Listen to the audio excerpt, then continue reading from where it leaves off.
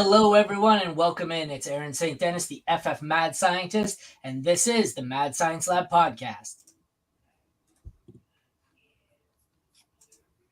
That is not...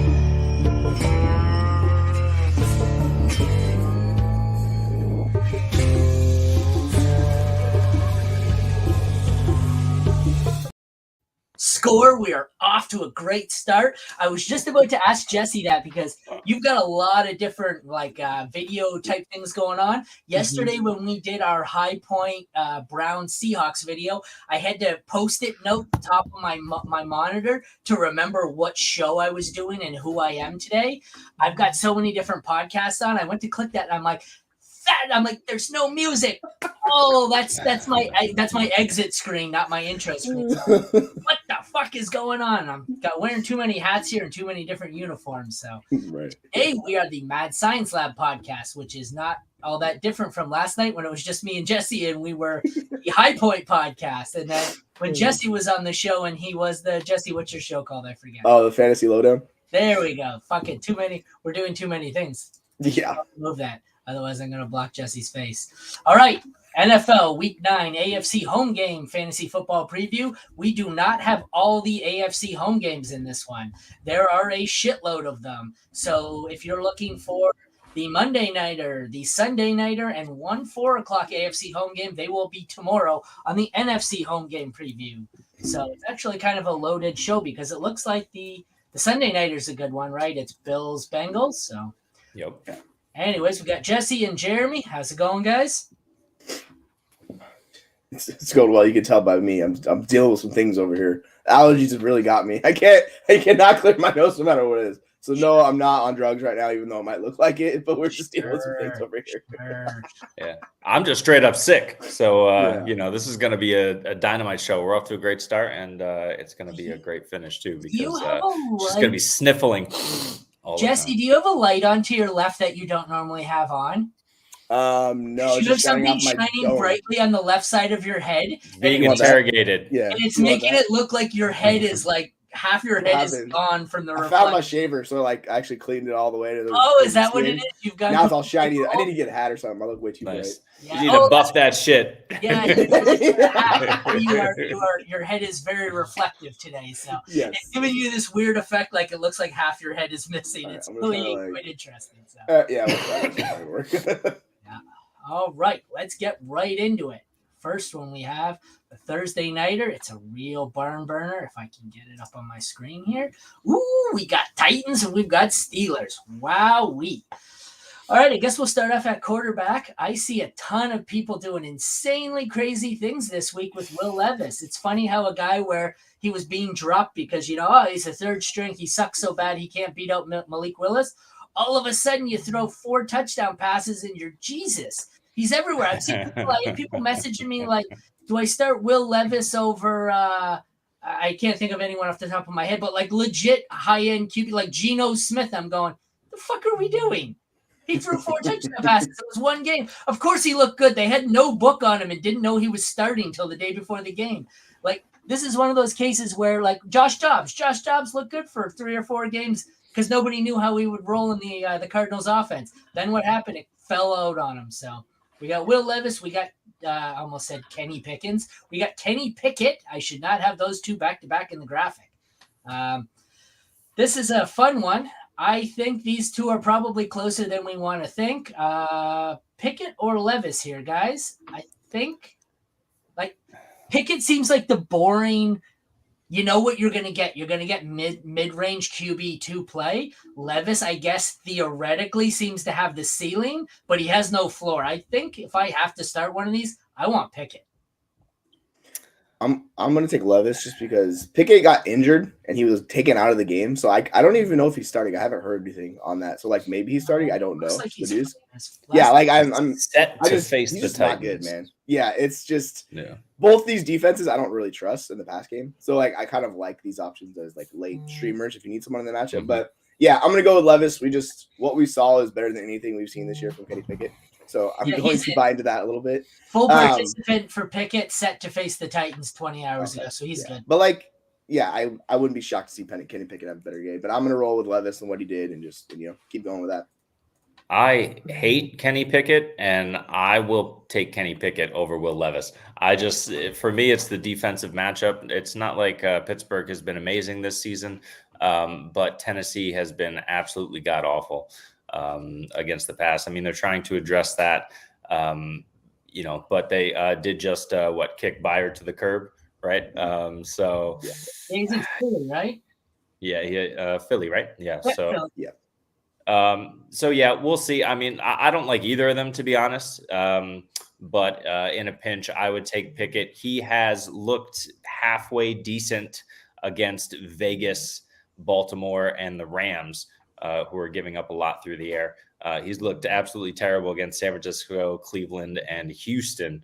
So, I'll roll the dice with him. I get the Will Levis argument, but I need to see it again to make sure it's real.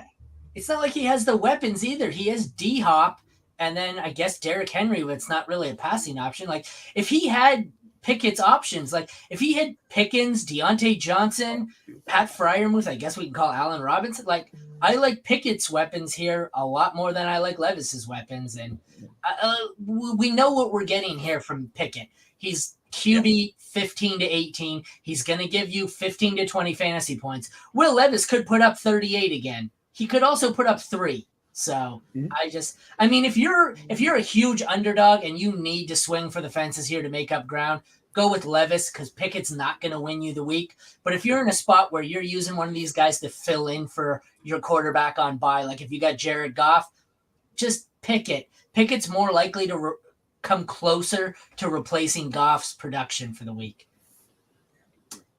Moving on to the running back position here, we've got, where the hell are they? 7th best matchup for Derrick Henry, who's obviously a must start here.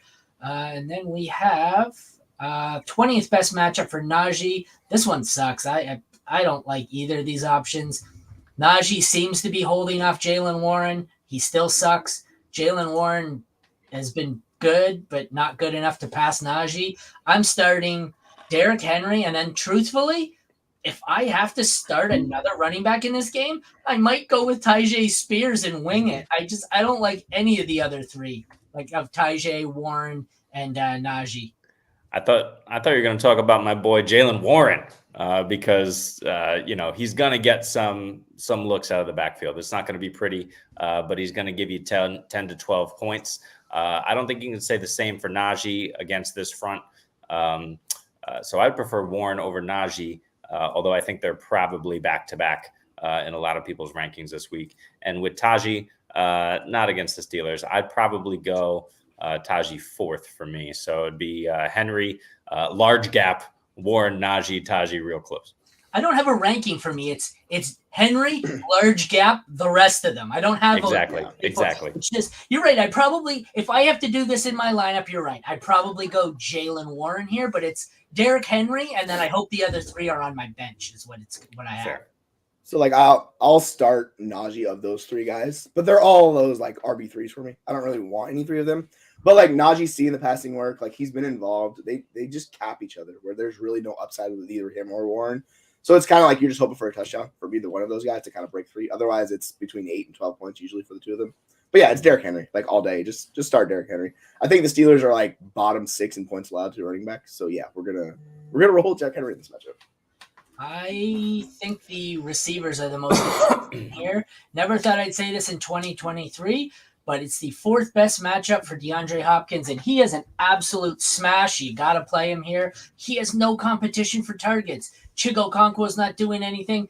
Nobody in this pass catching, like this receiver core is doing anything. It's all D-Hop. And what do rookies do? They lean on the veterans. So he's going to lean on Hopkins, and when he's struggling with the pass, he's going to lean on Henry. On the other side, it gets intriguing because I always said I thought Pickett was a show. It was all sizzle, no steak. Then with Deontay out, he looked great. And then I said, okay, well, Deontay's back. He's going to look terrible. The first game back, Pickens was still the guy. Last week, I didn't realize this. It didn't really show because Pickens, I think, still had a touchdown, so his day was salvaged. I looked. The targets were 15-5 in favor of Deontay. It swung way back in his favor last week, and I didn't notice that until I was doing my one of my videos last night for the props for this. It looks like Deontay's firmly back in the driver's seat as wide receiver 1. So I'm going D-Hop here, then a pretty sizable gap to Deontay, and then a decent gap to Pickens here. Yeah, Deontay, I think he had 13 targets in the first half. Like, it was an absurd. They were just like, hey, guess what? Hey, Deontay, here's another catch. So it was, a vintage day for him where, of course, he didn't get the touchdown that Pickens got, which is kind of how it works between those two, where Pickens usually gets the touchdowns. Deontay, he's just allergic to touchdowns at this point, so it is what it is. But yeah, DeAndre Hopkins, he's a smash. Like, I don't see a world why you want to bench him. Even if you have a lot of good, like, top 20 options, like, I'm finding a way to get DeAndre Hopkins. Because one of the things I was going to say is I'm always I'm not an RB0. I'm a hero RB guy. So I have a ton of lineups where I look and I have I've got 3 or 4 solid receivers on my bench that I just can't, I've got a lineup where I think I bench Zay Flowers for him. I've got some good receivers on my bench and I'm going, fuck, I just got to play Hopkins here. He's playing that well. Weird. He didn't even see that many targets last week. That's the thing. He was just super efficient. I think he saw 6 targets in that game last week. But man, when you get all those touchdowns, that's how it works sometimes. It's like he was just electric. Yeah, and Burks isn't really doing much at all. So, is he going to factor in? Is he even, let me just check his snap percentage. First game back, and he was in on 50% of snaps. So, he's basically back. You have it up still? How many games has he been back? I don't even know. Oh, no, just this game. So they had the bye in week 7. He was out for 3 weeks before that. So he was just back for 50% last week. This week, I expect he's a full go, but it doesn't matter. How many has he played on the season? You have it in front of you. So. He played the first 3. Okay. So, but so he's played 4, and look, he doesn't meet the 21-point cutoff to be in the top 10 on his own team. That tells you how bad he's been. 124. PPR wide receiver, 124. It's been rough. Yeah. I'll shout out DeAndre Hopkins real quick. He was talking about him. He said he's that dude. It's gonna take him a while, but he has complete faith in him. So you know what? I'll take him. I'll just stash him and hope it works out. But yeah, he's a good dynasty stash. He's just not on the redraft radar for now. Yeah, agreed. Moving on to tight end, I have on my graphic, if you go to the matchup chart on League Winners, I still have Pat Freiermuth in. There's so many players. I get it. He's on IR, but there's been so many players where I think they're on IR, and then it's like, oh, never mind, that player's playing this week. And then there's guys where I have it in my brain where they're playing and they go on IR. It's been really weird this year with the way some of the injuries have been handled, where it's like, oh, there was 3 or 4, and I remember one of you guys, maybe Jesse tweeted last week, where there was 3 or 4 guys that you thought were out multiple weeks, and it's like, oh, they're playing this week. But so Steelers tight end, regardless of who it is, I want no part of it. It's the 6th worst matchup. They're garbage anyways. And Freiermuth is out, so don't play him. The tight end situation, it is even worse for Chigo Okonkwo. 4th worst, not playing him. He has really been disappointing. I had him everywhere as a rookie off waivers, and I've been ditching him everywhere, offering him for anything I could find. He's been just bad. Yeah. 2nd best matchup for the Steelers, Chris Boswell. He is a start. He's been a pleasant surprise. 10th best for Nick Folk, who has also been decent. You can play both of them. Both of them are probably rostered, so if you got them, play them. Defenses here, it is the 14th best matchup for the Steelers, 13th best matchup for the Titans. Having said that, I could probably play them both as top 12 options. I far prefer the Steelers defense on this. Any objections there, guys? No, I don't trust the Titans defense. I just don't want to see it. Losing the safety on top of it was actually a good safety. That just makes their pass defense even worse. So it's just I could see a day where the Steelers just. It's not an option of I want to trust them. It's a case of there's 4 teams on bye and they play a pretty crappy offense. So they're probably trustworthy if you have to play them. Yeah. Moving on, we've got Bucks at Texans.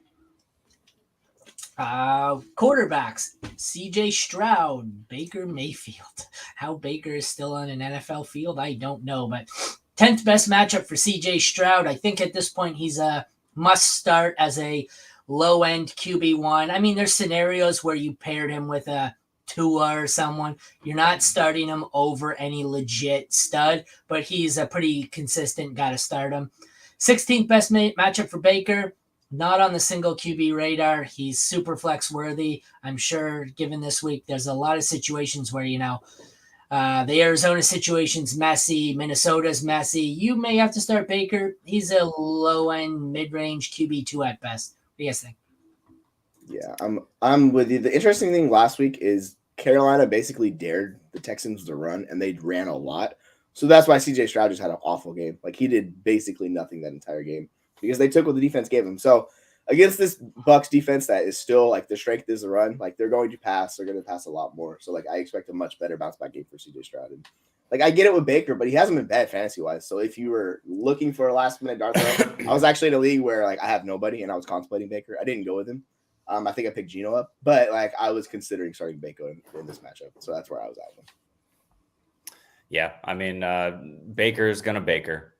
132 points is surprising to me, but when you look at the weapons and you think about the success that Jameis had with these same guys, pretty much,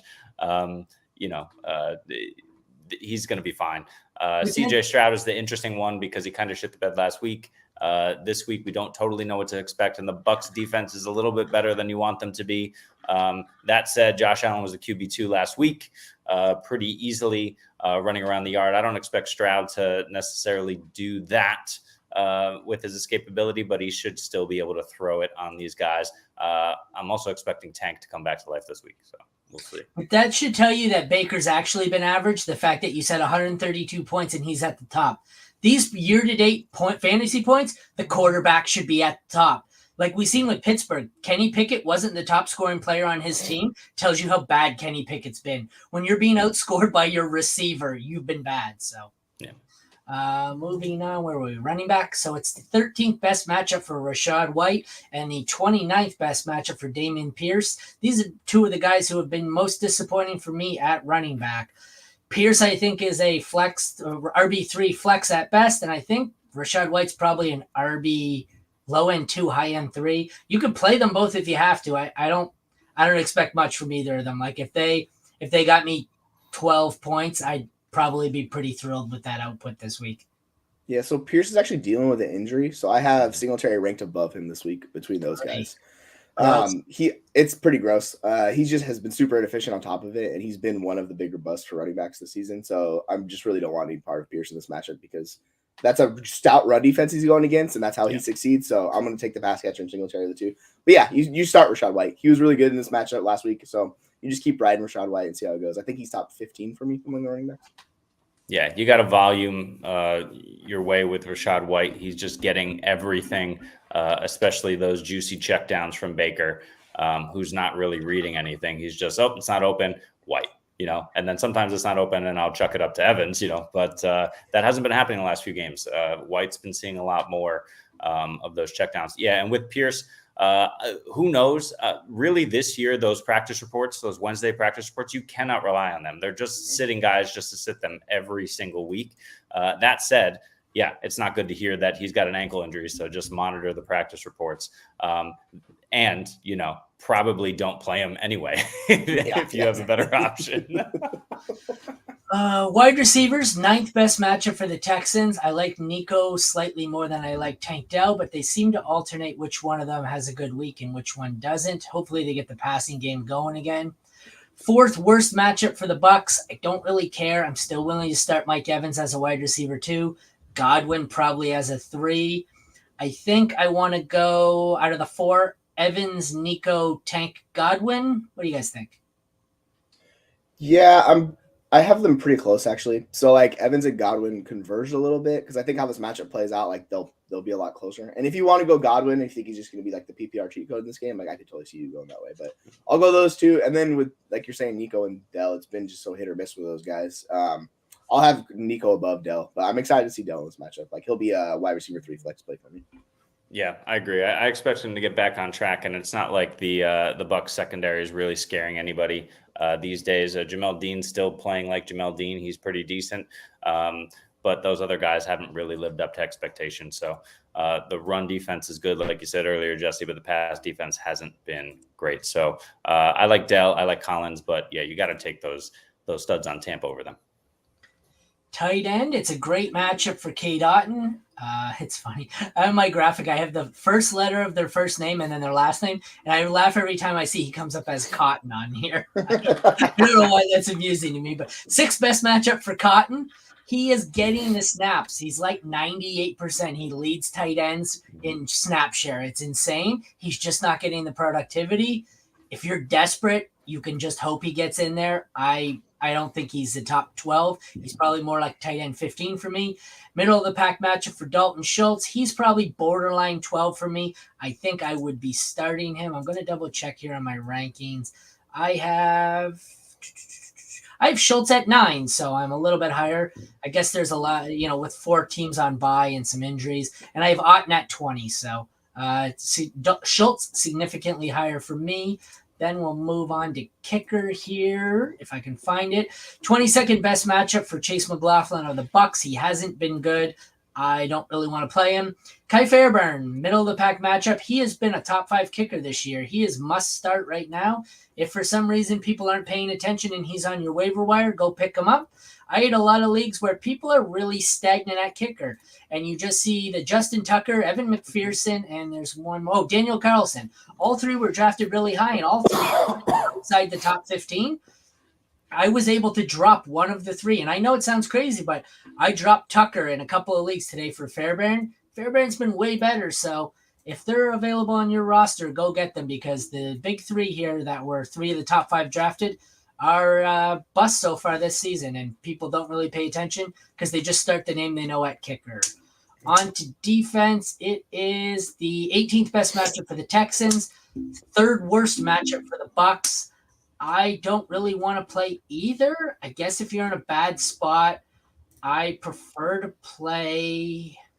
I don't know. This one's tough for me. Who do you guys like? If you had to play one, Bucks or Texans? I'm going to look at my rankings, but I think they're probably close. Probably Bucks. That's why I have Bucks at 9. Bucks at 9. Texans at 12. So. Yeah, it seems kind of hit or miss. The Texans are projected for more points, so I'll just go with that because I don't really trust myself with defensive stats like that. So, but yeah, you can go with either one. I'd be fine.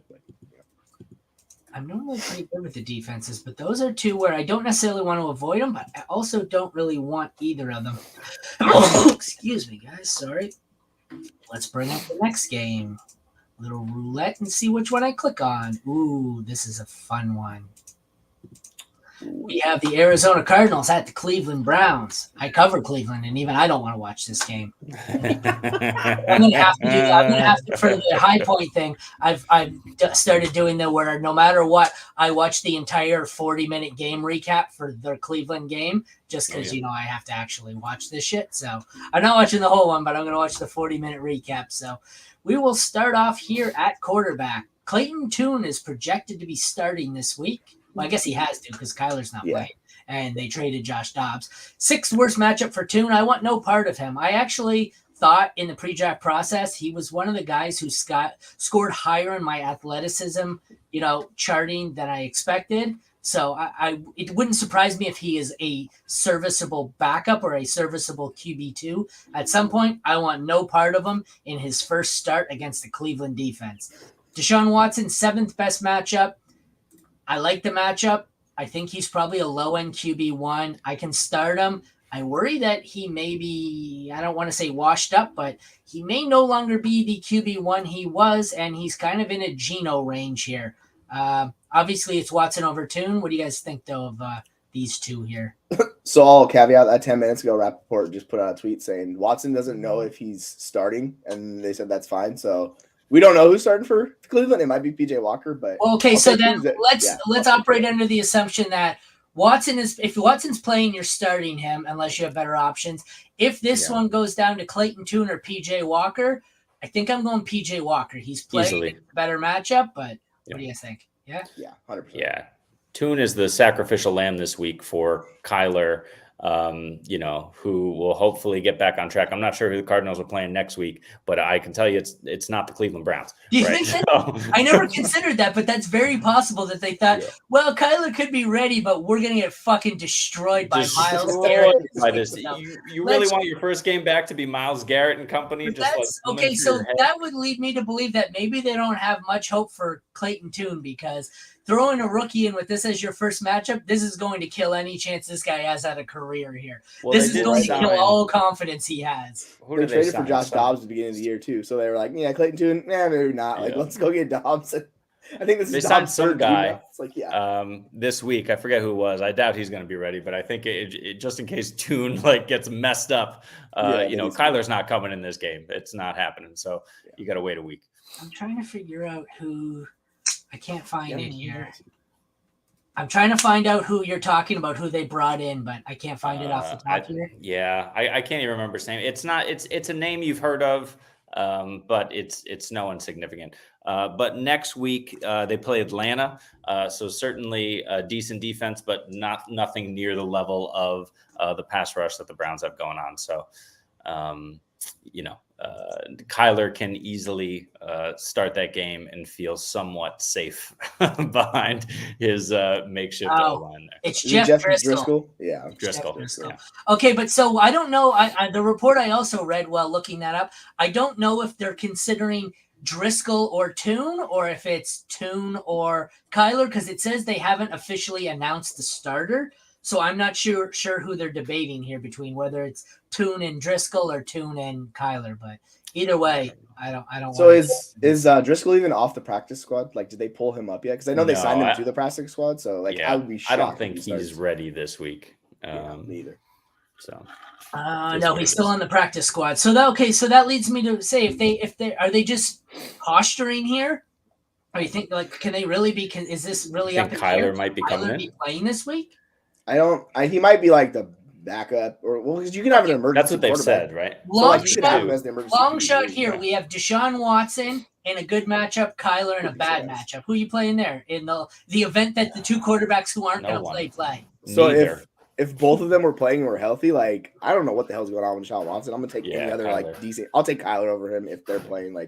Watson's shoulder thing just terrifies me, man. He looked so bad last time he was playing. He couldn't throw the ball 10 yards. I was like, I don't know what's going on, man. Terrible. So I'd take Kyler over him. Man, did we overcomplicate the quarterback situation in this game? Yeah, just sit them all. Exactly. Yes. All right, running backs. Third best matchup for Jerome Ford. This situation's messy. I talked about it last night on the podcast with Jesse. I think Ford's the guy to go with here. It also scares me that whether, he lost touches last week. Was that the ankle issue?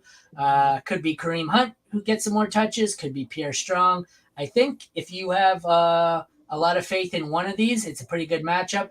It is a bad matchup, 10th worst for the Cardinals, whose running back room is just as muddy, except with probably lower talent. We got Keontae Ingram. We got Amari Demercado. There's somebody else there who I forgot. So I don't mind starting one of the Browns as a RB2. I don't know. I want to look at the practice reports here to decide whether I want that to be Ford or Kareem Hunt, but I don't mind starting one of them as a 2. What do you guys think? Yeah. If Ford's healthy, he'd be my guy. But it's going to be, and also think Demercado's dealing with a toe injury, so we don't know what's going on with the Cardinals. So you might as well bench all those guys. But yeah, it'd be fun. Can't talk. Hunt or Ford, whoever is healthy. I'm gonna start with that. Yeah, and Hunt in his 3 games over 22% snap rate, the last 3 games, RB12, RB14, RB16 has scored in every game. That's really what you're looking for. You want him to fall in the end zone. It shouldn't be too difficult against Arizona for him to do that, regardless of who's behind center. So I don't have a problem flexing on. All right. 11th best matchup for the receivers. Amari Cooper is probably a solid wide receiver 2 start. This one is in Cleveland. Yep. So fire him up. Fire him up as a wide receiver 2 for Cooper. 5th worst matchup for the Cardinals. I think you're probably still starting Hollywood as a 3. Don't really want to play Rondale Moore or Michael Wilson unless I have to in a desperation. The interesting ones I think are on Cleveland. I know DPJ had essentially no role, but do we think Eli Moore or Cedric Tillman could get any more work. I'm not quite sure. So really, for me, it's start Cooper as a 2, start Hollywood as a 2-3, and then the rest are desperation flexes, I think. What do you guys think? Yeah, just with both of these teams, I think you're looking at the tight ends and the backs who are going to benefit after the wide receiver one. Yeah, I don't really want any part of the wide receivers other than the main guys on each team. And like you said, Hollywood with the quarterback change, with the difficult matchup, he's a tough one to bench. But if you have better options, I'd consider it strongly. Yeah, I think you could bench him. Like if you have really good options, you could definitely sit. Yeah, it's rough, man. It's strictly a volume play, and it's basically like Cooper without Watson. The floor gets lowered, the ceiling gets lowered, right? But it's just a significantly bigger down rate for Hollywood this week, so yeah, he's gonna be much lower. Now we get to the fun part. I agree. The tight ends look like they were good. Trey McBride seems to have a breakout in store here with Zach Ertz out. David Njoku is kind of a steady low-end tight end 1. The problem here is they are the worst and second worst fucking matchups for tight ends. So I think you probably are still starting both of these as low-end tight end 1s because they probably have a higher ceiling and lower floor than the rest of the shithole that is the tight end landscape. Yeah. It's rough. It's real rough out there. Like, would you guys play I think at Taysom Hill's the cutoff. Once I get past Taysom Hill, I'm like, fuck it, I'll play these guys. But no, I think I'm playing both of them over Hill. I'm not. Not with these quarterbacks. I'm not doing that. We saw this with Mayer last week. Like how it just did not work out because the quarterback's so bad. So if I get a bad quarterback, I'm like, man, I don't want to do it. Yeah. But yeah, I'll play him over Hunter Henry and those guys and stuff like that. Oh yeah, easily. And McBride did break out last week. He was the tight end 1. 14. Well, I don't see.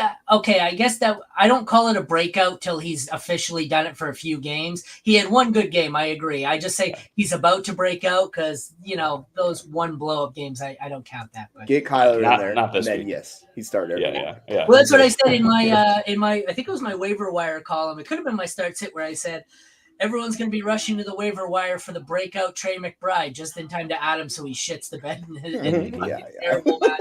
Yeah, add him next week and people rage drop him. Yeah. Well, no, you see a lot of people in my league where they're, they didn't have a tight end. Their tight end was on bye, so they dropped him for Trey McBride and then realized, shit, I can't start Trey McBride this week, and I got to add a second tight end. But moving on to kickers, 5th worst matchup for Matt Prater, so I'm leaving him on the bench. He's been bad. It is the 8th best matchup for Dustin Hopkins. The real D-Hop has actually been pretty good this year, so I don't mind starting him as a low-end kicker 1.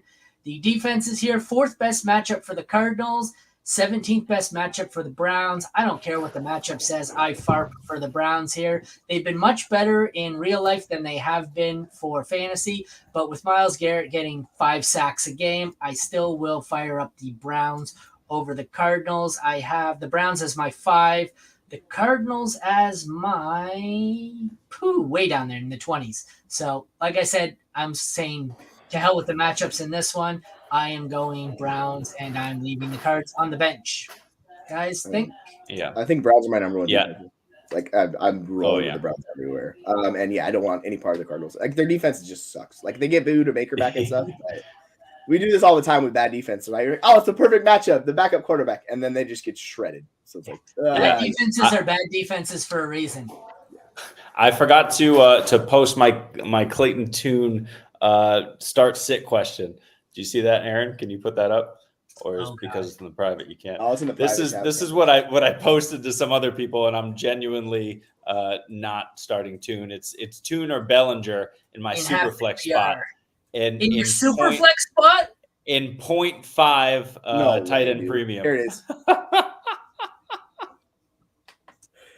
I'm going Bellinger. I'm going How Bellinger. How is it so bad in the super flex spot this week? Because I lost Cousins and Dobbs isn't playing this week. That's why. Good God! Yay! You might want to go Bellinger. I don't know. Yeah, I have Bellinger in there right now. I'm still going Tune. No. There have been situations where I've played a position player over a a quarterback, but not a tight end that low in the rankings. I get it. Darren Waller's probably not going to play, but still, I'd rather two. Yeah, they said he's going to miss weeks, and he's not even like they're not even. Okay, he might play. I don't know what's going on. We had this last week with it might have been Jerome Ford, where someone said he's going to be out weeks, and then he fucking played. Yeah, so, but Waller kind of said Daniel Jones Waller comes was just like, in time for no one. Doesn't look good. It's like, Waller's like, I'm out. See you later, Daniel Jones. Yeah, Waller's like, probably not going to play for the next month and a half, guys. That's too funny, man. It's move on. Commanders and Patriots. Good God. Quarterbacks here. Second best matchup for Mac Jones. 20th best matchup for Sam Howell. I don't give a shit. I'm a Sam Howell guy. I'm taking Sam Howell even in a tougher matchup. I don't really want any part of Mac Jones. I probably have Howell as a top 15. I probably have Mac Jones much lower. Let's look at my rankings before I talk out my ass. Sam Howell is QB 10 for me. Mac Jones is QB 22, so I'm not a total idiot. Well, I just played one on TV. Look, hang on. Let me take this because Mac Jones is not as good as he's looked in the past couple of games. That's not saying much. No, it's not. But Sam Howell is not as good as he looked last week either. I mean, he just absolutely tore apart a horrific Philadelphia Eagles back end like everyone has been doing. I think including Mac Jones, if I have that correct. But everyone has looked good against the Eagles. I'm not crowning Sam Howell after that performance or some of those other ones. The thing about Howell, C's question right here. Sorry. Yeah, I'm starting Pop Douglas over him. I'm doing that. I don't want Zeke. There's nothing. Zeke's just gonna nuke freaking Ramondre. That's what he does. But like him actually scoring points is real difficult. So, okay, sorry, Jesse. Yeah. I clicked on the wrong screen. I went to my matchup screen and I was highlighting with my clicker Pop Douglas. You completely reacted as if you could see it, and well done. I was on the wrong screen, so how did you know who I was talking about? We were just he's the only wide receiver I want. So the player I was attempting the only wide receiver they got, Jesse. Douglas, but Jesse just somehow through telepathy realized that I was not on the right screen, but he knew who I was talking about. So I'm in a group chat with a bunch of like New England Patriots fans, and they've been talking about Pop Douglas for 4 months. So like for me, this is just like Pop Douglas. And everyone's like, "Who's Pop Douglas?" I'm like, "Dude, they've been talking about him for months." So I'm just Pop Douglas. Look, last thing. Go ahead. Last thing I want to say about Mac Jones is he's been doing well against teams that don't really have a pass rush. And obviously we know Washington doesn't really have a pass rush because they just traded their pass rush. Yeah, I was going to say they traded the whole fucking line. Yeah. So Montez Sweat and Chase Young, right? Both gone? Yeah. And he also doesn't have weapons, right? They need to start utilizing these tight ends more. Or maybe Ramondre Stevenson will be Ramondre Stevenson from last year. But I still think that the Patriots are going to limit Sam Howell. This Washington offense isn't as good as it's looked. They've been mediocre, although I do love the receivers there. We'll transition here to running backs because I like what you had to say. Theoretically, this comes up as a low-end matchup for Ramondre Stevenson, but if ever there was a smash spot for Ramondre to get right, it's got to be against the team with no fucking defensive line, right? They traded away all their good players, so we've got Ramondre, 19th best matchup. I think I'm going to play him, just assuming that matchup's about to get a lot juicier in Washington. 14th best matchup for the Commanders. I don't mind playing Brian Robinson as a low end too. He seems to be good in the game script where they aren't getting killed, and they should be able to stay competitive in this. So yeah, they should. Ramondre should be a smash. Robinson I can play as probably a 2, and I guess Gibson could be a flex, but this game could be ugly. What do you guys think? It's probably going to be ugly, yeah. Yeah, it's going to be really. I'm checking what the spread is on this game because I'm curious, like, who's favored, because I think it's going to be really close between these two teams. Like, I think it's the Commanders by 3.5. Yeah, so actually, the Patriots are favored by 3 at home. Yeah, so basically, it's a neutral game. Like this, the Patriots are favored by 3 because they're at home. At home, yeah, because they're home. Because like the Commanders just traded their 2 best defenders. Like, so interestingly enough, I don't mind like streaming Mac Jones in this matchup. Like, I agree. I don't think he's a bad matchup to go with this week. But yeah, for the running backs, like you start Ramondre, and Zeke could have like a decent day on the ground, but he just needs a touchdown. But yeah, Ramondre over Brian Robinson. I do worry about if they're trailing because they could. There goes Brian Robinson's ceiling. So like he's going to be lower in our rankings. He'll be like Ramondre first. Yeah, and then anybody else. I mean, Gibson maybe if they're doing like they're trailing by a bunch, but not really. Oh, Jesse, I was wrong. High Point just dropped our video, our personal corner. Oh, nice. Nice. Right in the middle of a show. People are like, how are you streaming live at multiple times? We are not. We're too good. That's how. Get to the other question before we move on to the lovely wide receivers. Would you trade Lamar, Jacoby, and Rondell for Hurts and D-Hop? Just saying. Probably, yeah. My roster is Lamar. Yeah, I'll take D-Hop. Like I love Lamar, but I still prefer Hurts a little bit. Yeah, Rondale's obviously nothing, and he doesn't matter. Myers right now is just a dart throw, unfortunately, until you see how it shakes out. I think I'd rather D-Hop over Myers, and I'd rather Hurts over Lamar. So I think Rondale actually has some value in a 20-team league. Like those things are brutal. So he probably is a guy that's on every roster in those leagues, unfortunately. Yeah, fair. Let's see. He is wide receiver 61. So he's not. Yeah, he probably has some value, but I'm still taking the Hurts side. Yeah, Hurts, D-Hop for sure. Yeah. It's close between them. And this gets into the whole Aiden O'Connell thing. Yeah. Him going. Like, I do worry he's not going to be the guy that's going to make the progression. I think Aiden O'Connell's another one where I did my preseason, like my rookie scouting, where I could show you later. But Aiden O'Connell was up there with Clayton Tune and Dorian Thompson-Robinson, where there were guys who might have some success in the NFL because athletically speaking, like they had some traits that I ranked higher than I would have expected. Whereas guys like Bryce Young, like I know the production was there, but I ranked him a little lower just because I think a lot of it was not necessarily athleticism. It was his intelligence, and it was a great offense. So I think athletically speaking, Aiden O'Connell's probably not – I don't know if he's a step down from Jimmy G. I think he's at least Jimmy G, you'll find. He may just be a game manager, but like I think Aiden O'Connell could easily be Brock Purdy. I don't think Brock Purdy's anything special. He's just in the best quarterback situation.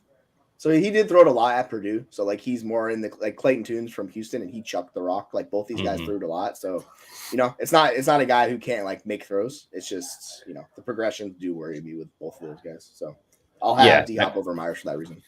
Oh yeah, I mean if it was D-Hop or Adams, that would I think be a closer conversation, and you probably got to go Adams at that point. But I think this is D-Hop. Well, I think my point is I think this is D-Hop well over Myers. Moving on to the wide receivers. It is the second best matchup for the Patriots, so I am going to roll with Demario Douglas. Pop Douglas here if I've got him, if I'm desperate. I don't know if he's necessarily a great start, but someone's got to catch the ball, and he has some talent. 12th best matchup for the Commanders. I feel pretty confident starting Terry McLaurin as the best receiver in this game. I don't mind if I have to stream Samuel. I don't mind if I have to stream Dotson. But it's Terry for me, and then a big gap, and then kind of a cluster where I probably go. I don't know. What do you got? So it's McLaurin, I assume, first for you guys, and then how would you rank it? Pop Douglas, Samuel, and Dotson. I would go. Well, Samuel was dealing with the injury, so like another issue with that whole thing last week. So I want him to be healthy. So he's going to be fourth of these guys just because we're doing that. But yeah, I'm gonna have Jahan Dotson's like a top 30 wide receiver this week, and Pop Douglas is like a flex point range wide receiver. So he's like wide receiver 43 or something in that range for me. Yeah, and it's been nice to see like De'Ami Brown return to the ether, no longer have like any role other than doing some cardio out there. Sam Howell got smart, started throwing it to Dotson last week finally. So Dotson's going to be just underneath Demario Douglas for me, but he does have more upside, I think. I thought De'Ami Brown was going to have a much larger role in this offense, and not because of talent, just because of rapport. Yeah, like he started to. And then, he was Sam Howell's roommate at North Carolina. Mm-hmm. But like it's a talent thing, right? Yeah. Yeah, and then they said, "No, bad, Sam, bad." Well, yeah, he sucks. I get it that he sucks, but like it's your college roommate, you're gonna throw to the guy if he's on the field. There's a rapport. Like he made De'Ami Brown look good at North Carolina. So yeah, that's why people were hyped. They were so excited about him his rookie year, and then he was like, "Oh wait, he's just not that good." Yeah, he sucks. Yeah. Your roommate's throwing to you, so you get more looks. But all right, tight ends we've got bottom 12 matchup for Logan Thomas, who is still probably streamable as a low-end tight end one. There's far worse options out there. Top 12 matchup, 12th actually for the Patriots, whether you're starting Hunter Henry or Mike Gesicki, I look to avoid him. I'm going to go with Logan Thomas. Far better than either Patriots tight end, although I don't particularly want to have to go with either. Third best matchup for the Patriots, Chad Ryland. He's been average. You probably don't have to play him. He's not worth adding. I guess if you're desperate, play him. Same goes for Joey Sly, who has the 7th best matchup. So both of these kickers are very unlikely to be on anyone's roster. Both of them haven't been great. Both of them get great matchups, so they're probably desperation plays. I think these are two of the defenses I have on my streamers list this week. 2nd best matchup for the Commanders. 5th best matchup for the Patriots. I think I prefer to start. I don't know. I wanted to say I prefer to start the Commanders, but I don't know because they have no defensive line now. So New England for me. I want to go to the Patriots. I feel like the Commanders are probably higher in my rankings. Oh, no, they're not. I have the Patriots at 6. And, okay, so I did update my rankings. I wasn't sure if my rankings were updated yesterday for the trade deadline, but I see the Commanders down at 20. So that tells me that I have factored in that they have no defensive line and they are a bump way down for me. So, yeah, it's Patriots for me. You guys? Yeah, same. Yeah, yeah. And I'm going to take Henry over Logan Thomas this week and just roll with that. I like the matchup for him. And that defense in Washington just does not seem like a good matchup anymore for anybody. So, yeah, I'll go with that. Yeah, and back to SC's question from earlier. Do you want Pop or Hunter? I'm going Douglas all the way with that. I think he's gonna take the Bourne targets and run with them. But unfortunately, won't be as effective. Darren Waller ruled out. Shocker. Yeah, no surprise. All right, we got 3 games left. We got to speed up a little because we still got 3 to cover. We'll start at quarterback here. A mess. Do we know who Jimmy G, Aiden O'Connell? We don't know. So I guess it was ruled. SC says that Daniel Jones is in. It's the 3rd worst matchup because the Raiders are kind of a run funnel here. It's also a bad matchup. 10th worst for the Raiders. I don't know if I really want to have to start either of these. I think Daniel Jones is a high-end QB2. It's a low-end QB2 for me, whether it's Jimmy G or Aiden O'Connell. I don't really like any of the matchups, but I will start Daniel Jones. How about you guys? Same. Yeah, like I'll roll with Daniel Jones. I think he's my QB 20 this week. I am worried about him first week back and really no offensive weapons to throw to. Like they have no skill position players on that team. So without Waller, it's just going to be the Saquon show. I think he had 41 opportunities last week. I'm expecting him to be heavily used again. But yeah, I'm worried about O'Connell. I get it. Like this defense isn't bad for the Giants, so I'm not going to play Aiden O'Connell like anywhere. Yeah, agree. And Danny Jones is going to be running for his life, so that's going to help you out in fantasy. But one thing I will say, we've seen it time and again. Coach gets fired. Raiders are at home this week. They're going to be amped up and looking to come out. It's very possible that defense rallies and plays a better game than they should be playing. So I'm not confidently starting Jones, but I will start him in most cases in Superflex leagues for sure. Transitioning over to the running backs that are probably the prize of this matchup. 8th best matchup for Josh Jacobs, 12th best for Barkley. I think they're both mid to low end RB1s, and then you want none of the backups, but you're firing both these guys up. You have a preference, guys, Barkley or Jacobs in this one? I'm going to look, but I'm pretty sure I have Saquon. Yeah, I think I have Saquon on RB1 this week. I have Saquon as RB2 and Josh Jacobs as 8. Yeah, like Jacob saw 11 targets last time with O'Connell. So like O'Connell's gonna just dump it down to him a bunch. So like if you have these guys, you're loving life this week. And ideally Jacobs has a regression week where he's not super inefficient. Let's just hope we get one of those weeks.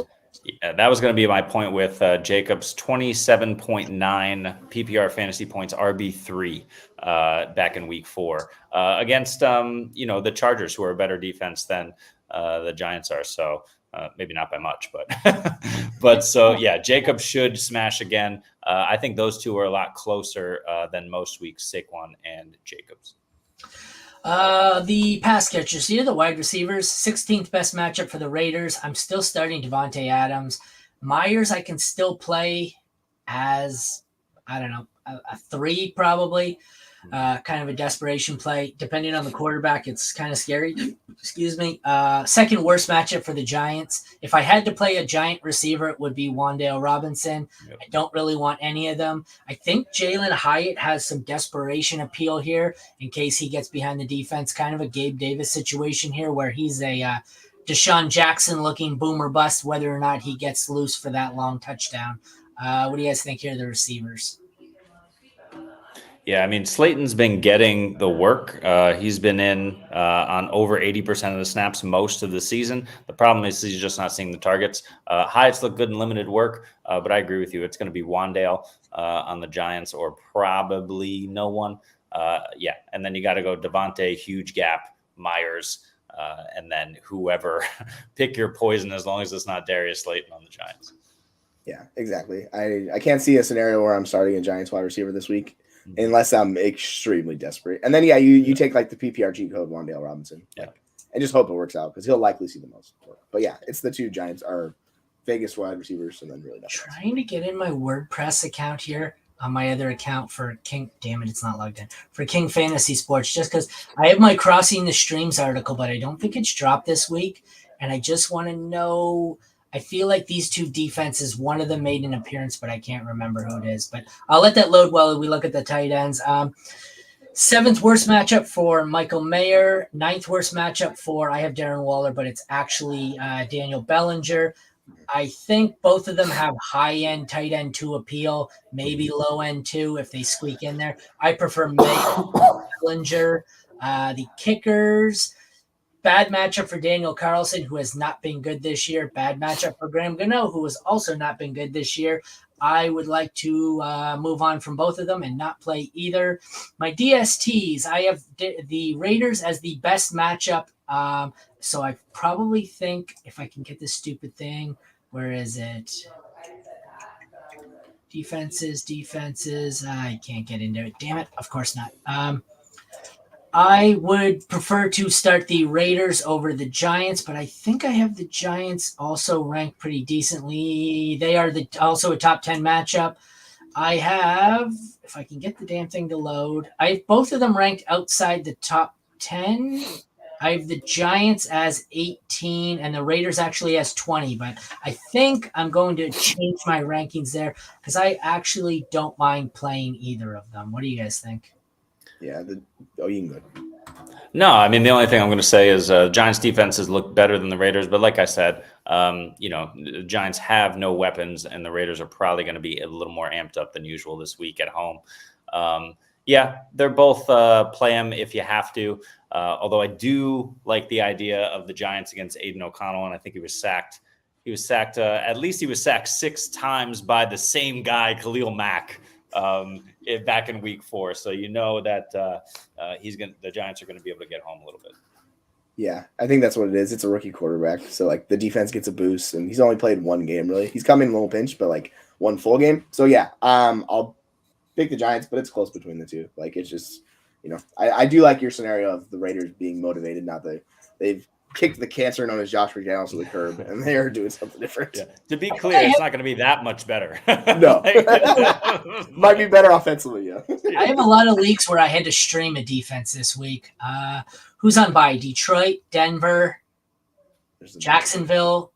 There's one more too. Well, San Francisco, that's why. I have a whole lot of San Francisco, and I had to stream, and I think a lot of the streaming cases I ended up with were New York. But should I be worried about Kenneth Walker? No, I don't think so. I think he was just hampered slightly by an injury, and that's why Charbonnet got so many touches. But did you see the video of Pete like raving about Charbonnet? He's like, the week before we noticed the fact he was not on the field. Like we noticed the difference. That. So Pete very much likes Charbonnet, but like Walker's still the guy. Like you're he might cap his ceiling. Yeah.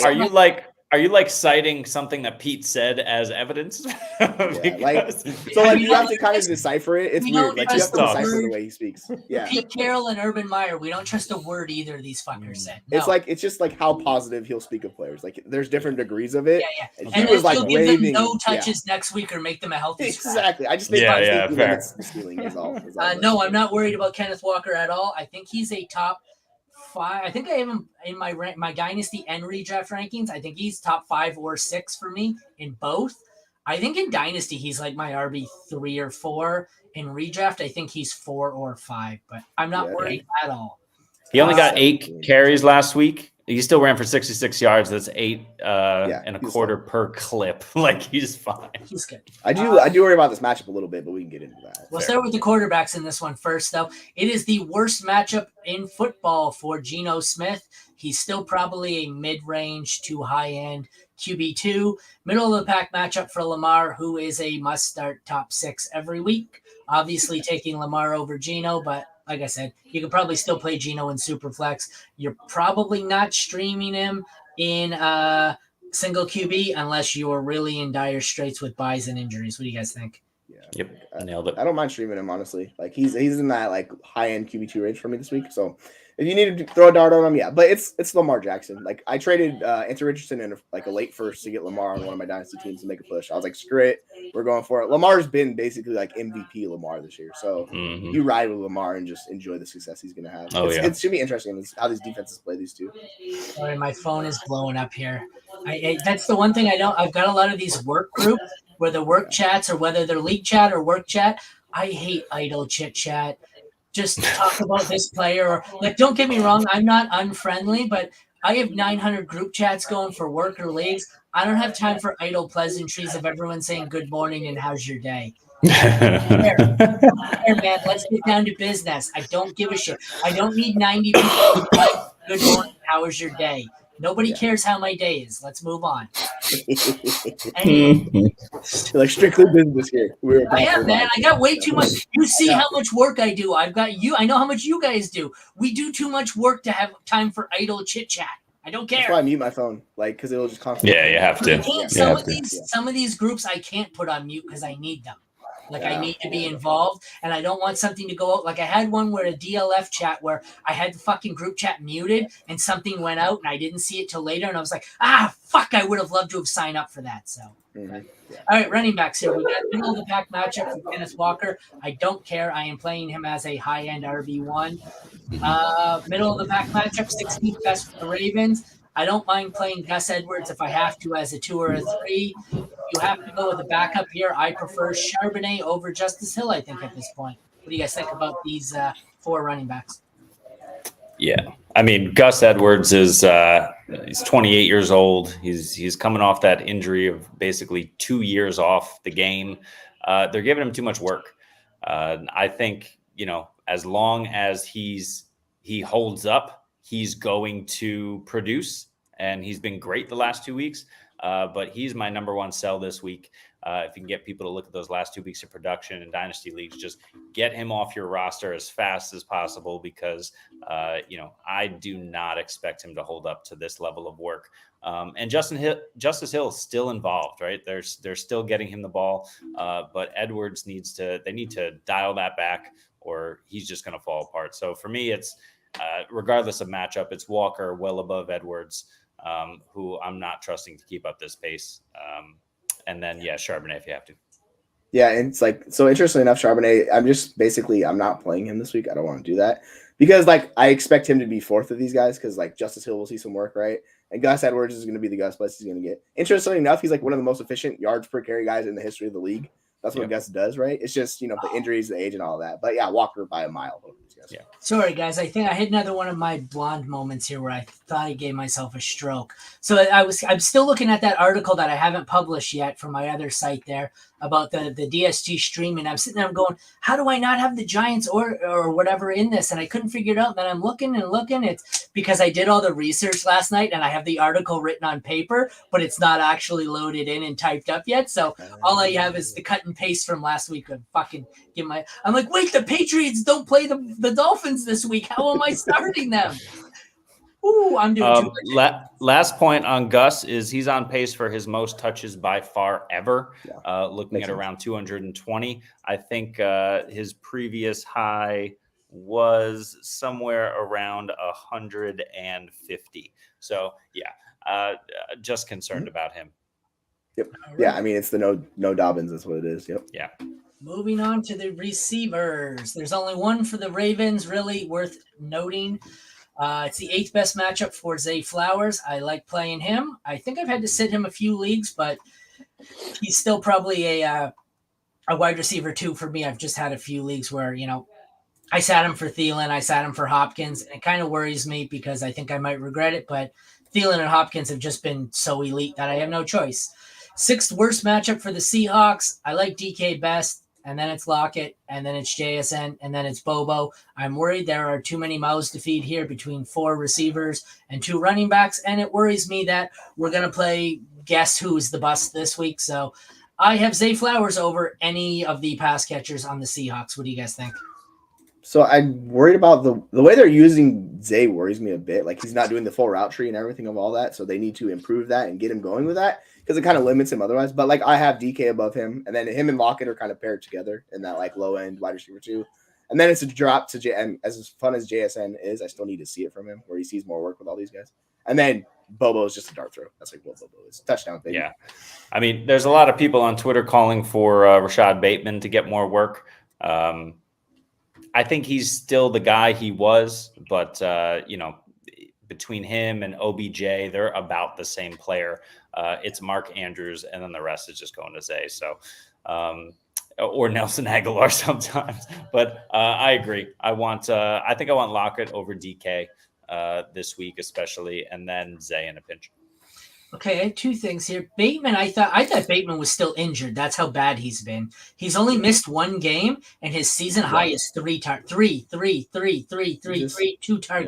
Okay, so he's had 3 targets in every game and 2 targets in last week. And the latest news, according to RotoWire, that comes up on Sleeper is the headline by Rashad Bateman showing signs of progress. How so? He had his worst game of the season. Lamar talked him up in a meeting this week as well. Yeah, Lamar was talking him up like we need to get him more work. So he's just a part-time player. Like that's just what he is. Like I wish he would see a full snap share and all that because I think he's better than OBJ at this point. But like he can't stay healthy. He hasn't hit 70% snaps in any game this season. Yeah. That's what I'm saying. He can't beat out Nelson Aguilar, right? Like last year he also didn't see 70%, but he was injured in 2021. He, after week 10, when he kind of had a breakout, he only dipped below 70 once. He was in the 80s and 90s for the majority of his good run. Wow, did he have a fall from grace? I remember the year I had him as a rookie, I thought he was awesome, and then traded him because I was rebuilding, traded him for a 1st and a 2nd, and boy, I thought I was going to regret that. But no, I didn't take the deal because I didn't like him. I took the deal because I was rebuilding, and in the end, I was like, wow, did I get lucky there? Because I took him over Jalen Waddle, and I significantly regret that decision in a rookie draft. I was like, they were back-to-back. I was like, I can't trust this profile of Waddle. It's too risky. Took Bateman, and it's just been shit show. Tight ends, we have the 20th best matchup for Mark Andrews. Don't care. You're starting him. 5th worst matchup for the Seahawks tight end. Noah Fant, whoever. I don't want any piece of those. The kickers, Justin Tucker, middle of the pack matchup. Like I said, I've dropped Tucker in a few leagues. He has not been great. I know that theoretically he should find his way. He's just not really doing much for fantasy. I'd like to find a way to get away from him. Middle of the pack matchup from Jason Myers, who I actually prefer this week to Justin Tucker. The defenses, 7th worst matchup for the Ravens, 11th worst matchup for the Seahawks. I think you're starting both of them regardless, just because they are who they are. I have Baltimore still as 4. Seattle I have lower. Seattle's 15, so I far prefer Baltimore, but I think in a pinch you can play both. But obviously, it's Baltimore for me. What do you guys think? Yeah, I'm trying to see where I have them ranked, but let me see. Yeah, it's definitely Baltimore for sure. Don't worry about Lamar. Oh, yeah. I mean, Lamar's going to blow up any week. And Mark Andrews had a slightly down week last week. He still got in the end zone. He's just absolutely going to crush. I think he's the tight end 4, and he missed a game. So, he's just going to keep killing it. We will save the best for last here. We have the London game. This is going to be a nightmare. Having to get up, and we're going to be starting off hot. This isn't one of the ones where it's like Jacksonville, Vegas, where it's like, I'll just sleep. I'll put my starters in, and I'll sleep through this one. We're starting off hot Sunday morning. To start off at the QBs here, let me scroll up. Sorry. It is the 6th best matchup for Mahomes. Doesn't matter. You're starting him. 4th worst matchup. Doesn't matter for Tua. You're still starting him. I obviously far prefer Mahomes, who I suspect is probably my QB1 this week. QB2. I think I might change that actually. I have Hurts as my QB1. Now I have updated. I have Lamar. I have Mahomes as my QB1. What are you guys thinking here? Obviously, both must starts, but thoughts? I mean, I just got to talk about Mahomes again. I think we had that debate, right? The fantasy court. Yeah, Dennis is still tagging me every time Mahomes has a good game. yeah, we had it, and then Mahomes finished as QB7. Then he had this huge QB1 week. Last week, QB30, right? Mahomes has only won you the week maybe twice when he finished as a QB5 back in week 3. And of course, week 7 and QB1. Otherwise, he's been mediocre. Here is a huge blow-up spot, although Ramsey was a big boost last week. I still expect Mahomes to do well here, and I agree he's far over Tua. But Mahomes is not the elite asset we hope he would continue to be. So you want to take that's even hotter than that? Like I have Tua as QB8 in my rankings, and I said he's a start. I believe in my sit column he is listed as one of my sits, but it's not a flat out sit. It's an expect less because 2 reasons. This KC pass defense is awesome. And what we've seen, I'm pretty harsh. If you read the column, I'm pretty harsh on the Dolphins. I said we're going to see them to be exposed as the frauds they are because every time they play a real team, they suck. So I think Tua great this week. I think Tua is actually going to be a low-end quarterback 1 in this matchup. Yeah. I'd probably move him down. Having said that, like if you look, I have him as QB7, which is basically the cutoff this week of where I can put for like the elite quarterbacks, because after that we have like Stroud, Dak, Howell, Love, Minshew. Even in a bad matchup, I just can't lower him any lower. But I put him below pretty much every quarterback that I think is elite this week. He's the cutoff for my elites. I can't move him any lower this week. Yeah, I mean, you can move a debate Dak between him and Herbert. Yeah, he's just like if you want to get Dak's playing Philly. Yeah. I think I have moved Dak above him. He is now my QB8. There you go. Yeah, I have Tua above Herbert this week because he's playing the Jets. But like realistically, both these quarterbacks might struggle because Miami gets Ramsey back, and then it makes a world difference for them. It helps them out a lot. So obviously, you can only lower Mahomes like below top 6 every week. It's really hard to even lower him. Like he's QB4, but these guys these are one of the best offenses in the league. You kind of just have to bet on them and tell them I'm not going to be like, I'm going to start Stroud over these guys. Like, no, I'm not going to. No, of course not. I can't get there. We got to hustle up a bit here because we are running way long and I got to go back to work. We have the 7th worst matchup for the Dolphins. I don't care. I'm going to continue to start Mostert. I don't know what to do with Jeff Wilson. He's probably desperation. On the KC side of the ball, it's a middle of the matchup for Pacheco. I don't care. I'm starting Pacheco at this point as probably a low-end 1, high-end 2. Agreed. I was never a fan of Pacheco. I think he's severely underrated right now. I have him as my RB9 on the week. And then I have Mostert as RB6. So I'm starting both. I don't know if I want to see something this crazy, but I might prefer Pacheco this week over Mostert. But either way, I think they're both mid to low end RB1s this week. What do you think? You fire them both up and lock them in. Yep. Like I have Mostert above Pacheco, but like I don't hate that at all. Like you go Pacheco above him and just roll with it. Like these are the running backs you want to bet in expected high scoring games. Like they're gonna get touches, and if the quarterback struggle, they'll lean on these guys. So yeah, like I'm going with those 2.